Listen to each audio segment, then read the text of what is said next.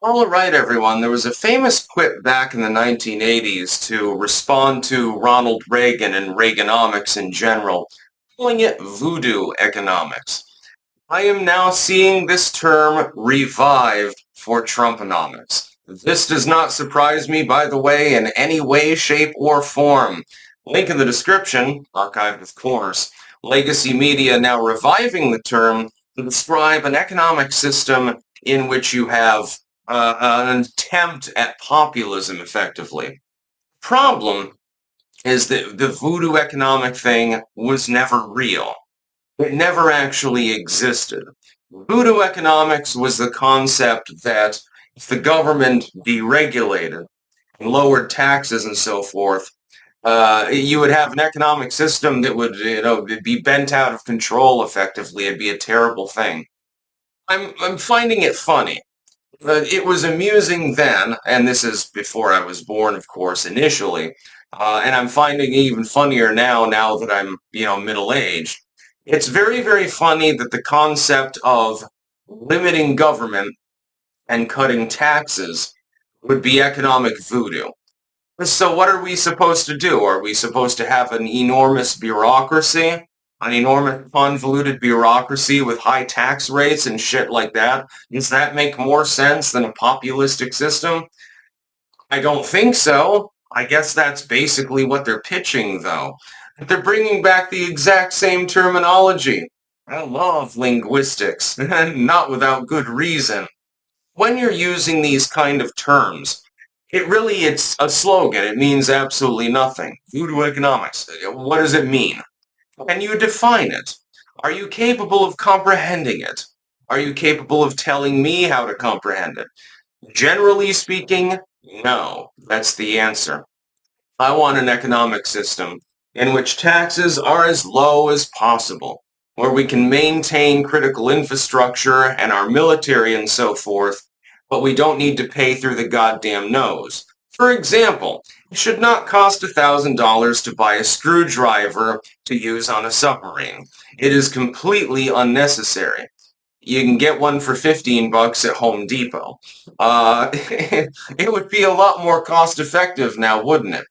But because of the regulatory structure, especially as applied to the military, healthcare industry, and certainly to education, because of that massive regulatory structure, we pay through the nose for everything.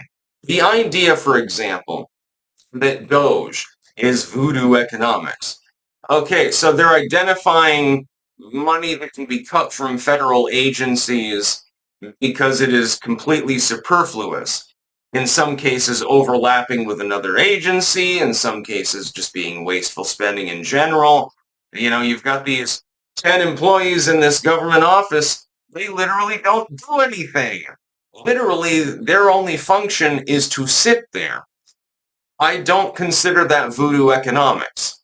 I consider that common sense. That's that's the other term for it. It's called common sense economics.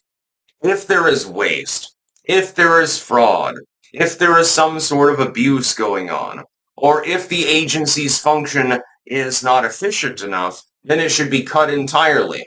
If the agency as a whole is inefficient, it should simply not exist. If the agency in part is inefficient, then it should be cut. If the agency is doing its job, it's perfectly fine if the job needs to be done, as long as it's pragmatic that the job that it's doing actually makes sense. If you streamline government, shrink it down, get rid of some of the, again, waste, fraud, and abuse, then we all save a lot of money, billions and billions and billions of dollars, hundreds of billions, I believe, actually. I think Doge has found, what was it, $70 billion already in fraudulent spending?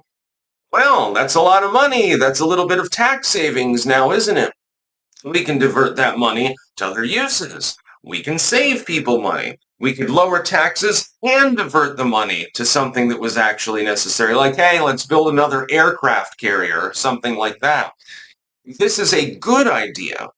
How the hell is it voodoo economics? The fact that that term is being recycled is so tired and boring and outmoded at this point that it has become cringe. It's like watching a punk rocker who has gone straight edge or something like that. That's basically what the modern liberal has devolved into. Yeah, I was cool back in 1985, man. That's really cringe, dude. I'm sorry. The Green Day hasn't released a hit album for a while for a reason. Voodoo economics doesn't even exist. The fact that that particular slogan would be recycled in 2025 is absolutely hysterical to me. Like, you sound like your parents actually at some point. Legacy media loves to use sloganeering, and I love to pick it apart because it's hysterical to me to do that because, again, I like language, I like linguistics. The fact that that particular term, though, would be used is very, very telling. They no longer have any, this is the big point, they no longer have any originalistic mimetics, any original slogans or anything like that. They are literally dipping back into the goddamn 1980s for their slogans at this point. Since before many of us were even goddamn born. Since what was it, 1983, I think that term was coined. This was before I was born, certainly. I was born just after Ronald Reagan. Most of you fall into the same general age category. Either you were too young to remember the term, probably, or you post-date the term entirely and grew up in a world where it wasn't really in use for a while. Apparently, it's back in use. I looked at this article and I chuckled to myself heartily because of how funny it was. It's like, all right, you apparently don't have any original material. It's like watching a comedian that has to recycle somebody else's lines or something like that because they don't have any creative personality. They don't have any talent whatsoever. It's basically what the legacy media at this point has devolved into. Very interesting. That's about all. Peace out.